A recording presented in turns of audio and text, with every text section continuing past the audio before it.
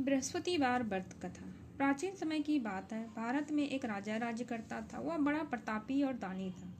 वह नित्य प्रतिदिन मंदिर में दर्शन करने जाता और वह ब्राह्मण और गुरु की सेवा किया करता था। उसके द्वार से कोई भी याचक निराश होकर नहीं लौटता। वह प्रत्येक गुरुवार को व्रत रखता एवं पूजन करता।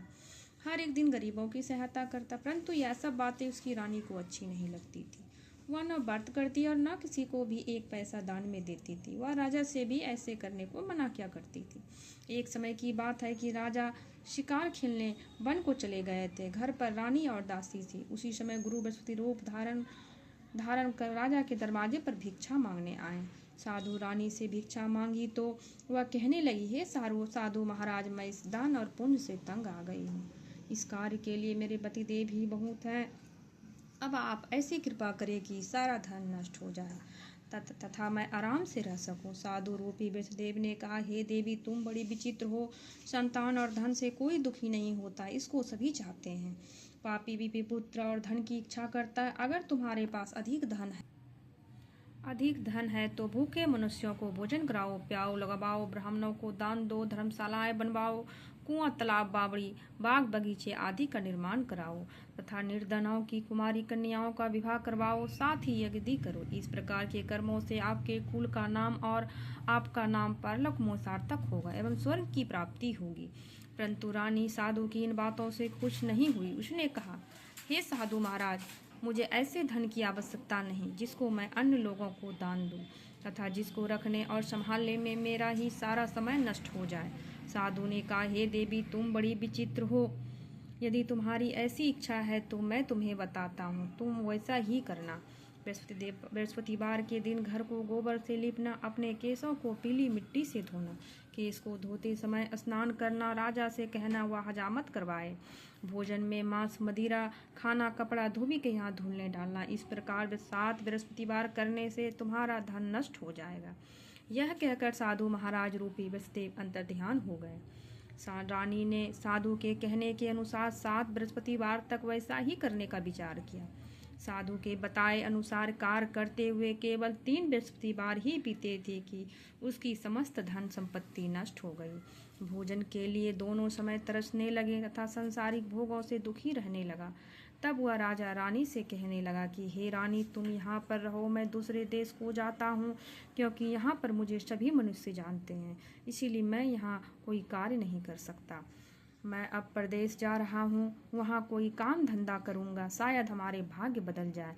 ऐसा कहकर राजा प्रदेश चला गया। वह जंगल से लकड़ी काट कर लाता और शहर में बेचता। इस तरह जीवन व्यतीत करने लगा। इधर राजा के बिना रानी और दासी दुखी रहने लगी। किसी दिन भोजन मिलता और किसी दिन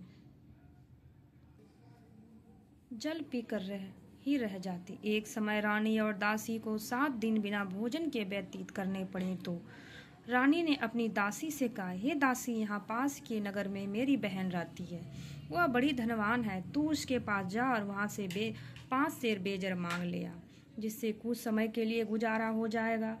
दासी रानी की बहन के पास गई। रानी की बहन उस समय पूजा कर रही थी। बृहस्पतिवार का दिन था। दासी ने रानी की बहन से कहा, हे रानी, मुझे आपकी बहन ने भेजा है, मुझे 5 सेर बेजर दे दो। दासी ने यह बात अनेक बार कही, परंतु रानी की बहन ने कोई उत्तर नहीं दिया, क्योंकि वह उस समय बृहस्पतिवार की कथा सुन रही थी। जब दासी को रानी की बहन से कोई उत्तर नहीं मिला तो वह बहुत दुखी हुई। क्रोध भी आया। लौटकर आकर के बोली, हे रानी, आपकी बहन बहुत ही घमंडी है। वह छोटों लोगों से बात नहीं करती। मैंने उससे कहा तो उसने कोई उत्तर नहीं दिया। मैं वापस चली आई। रानी बोली, हे दासी, उसमें उसका कोई दोष नहीं है। जब बुरे दिन आते हैं तब कोई सहारा नहीं देता। अच्छे बुरे का पता विपत्ति में ही लगता है। जो ईश्वर की इच्छा होगी वही हमारे भाग्य का दोष होगा। उधर रानी की बहन ने सोचा कि मेरी बहन की दासी आई थी, परंतु मैं उससे ना बोली, वह बहुत दुखी हुई होगी। अतः कथा सुन और विष्णु भगवान का पूजन समाप्त कर अपनी बहन के घर गई और कहने लगी, हे बहन, मैं बृहस्पतिवार का व्रत कर रही थी। दासी तुम्हारी दासी हमारे घर गई थी, परंतु जब तक कथा होती तब तक हम लोग उठते हैं और न बोलते हैं, इसीलिए मैं न बोली। कहो दासी क्यों गई थी? रानी बोली, बहन, हमारे घर अनाज नहीं था। वैसे तुमसे कोई बात छिपी नहीं है, इस कारण मैंने दासी को तुम्हारे पास 5 सेर बेजर लेने के लिए भेजा था।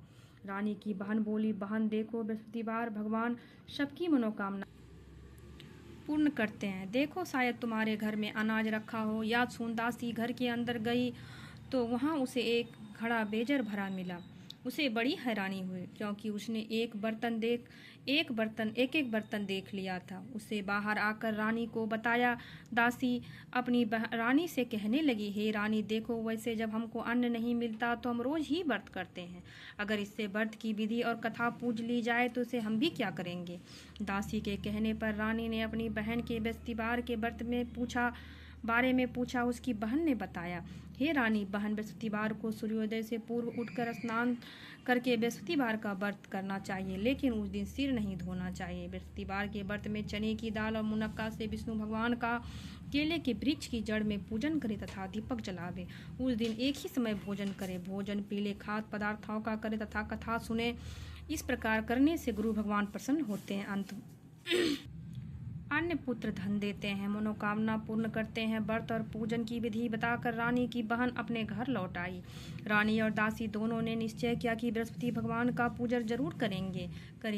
7 दिन बाद जब बृहस्पतिवार आया तो उन्होंने गुड़साल में जाकर चना और गुड़ बीन लाए तथा उसकी दाल से केले की जड़ में विष्णु भगवान का पूजन किया। भोजन पीला कहाँ से आए, दोनों बड़ी दुखी हुए, परंतु उन्होंने व्रत किया कारण बृहस्पति भगवान प्रसन्न थे। एक साधारण व्यक्ति के रूप में 2 थालों में सुंदर पीला भोजन लेकर आए और दासी को देकर बोले, हे दासी, यह भोजन तुम्हारे और रानी के लिए, तुम दोनों करना। दासी भोजन पाकर बड़ी प्रसन्न हुई और रानी से बोली, रानी जी भोजन कर लो। रानी को भोजन के बारे में कुछ पता नहीं था, इसीलिए वह दासी से बोली, जा तू ही भोजन कर, क्योंकि तू हमारी व्यर्थ में हंसी उड़ाती। दासी बोली, एक व्यक्ति भोजन दे गया है। रानी कहने लगी, वह भोजन तेरे लिए ही दे गया, तू ही भोजन कर। दासी ने कहा, वह व्यक्ति हम दोनों के लिए 2 थालों में भोजन देगा, इसलिए मैं और आप दोनों ही साथ साथ भोजन करेंगे। फिर दोनों गुरु भगवान को नमस्कार कर भोजन प्रारंभ किया।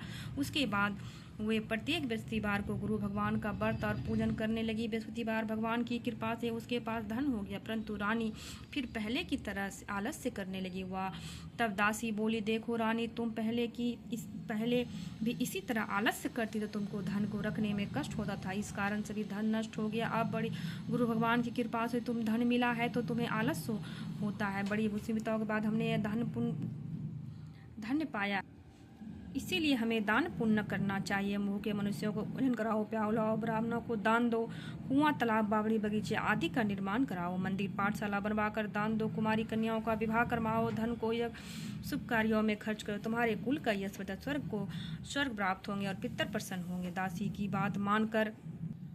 की बात मानकर रानी ने इसी प्रकार के कर्म करने प्रारंभ कर दिए, जिससे उनका काफी यश फैलने लगा। एक दिन रानी और दासी आपस में विचार करने लगी, न जाने राजा किस दशा में होंगी, उसकी कोई खोज खबर नहीं है। गुरु भगवान से प्रार्थना करने की और भगवान ने रात्रि में राजा को स्वप्न में कहा, हे राजा, उठ, तेरी रानी तुझको याद करती, अपने देश को लौट जा। प्रातःकाल उठकर जंगल से लकड़ियां काट कर के लिए जंगल की ओर चल पड़ा।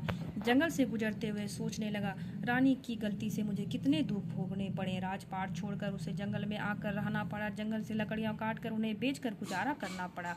उसी समय उस जंगल में बृहस्पति एक साधु का रूप धारण कर आए और राजा के पास आकर बोले, हे लकड़हारे, तुम इस सुनसान जंगल में किस चिंता में बैठे हो, मुझको बतलाओ। या सुन, राजा के नेत्रों में जल भर आया। साधु की वंदना कर बोले, हे प्रभु, आप सब कुछ जानने वाले। इतना कहकर राजा ने साधु को संपूर्ण कहानी सुना दी। महात्मा दयालु होते हैं। वे राजा से बोले, हे राजा, तुम्हारी पत्नी ने वसुदेव की प्रति अपराध किया था, जिसके कारण तुम्हारी ये दशा हुई। अब तुम किसी प्रकार की चिंता मत करो, भगवान तुम्हें पहले से अधिक धन देंगे।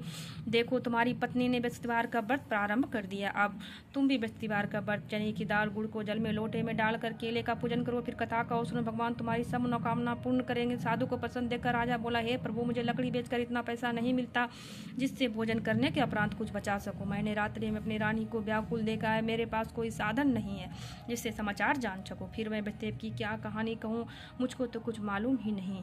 साधु ने कहा, हे राजा, तुम किसी बात की चिंता मत करो। बृहस्पतिवार के दिन तुम रोजाना की तरह लकड़ियां लेकर शहर में जाओ। तुम्हें रोज से 2 गुना धन प्राप्त हो, जिससे तुम भली भांति भोजन कर लोगे तथा बृहस्पतिवार का पूजा का सामान भी आ जाएगा।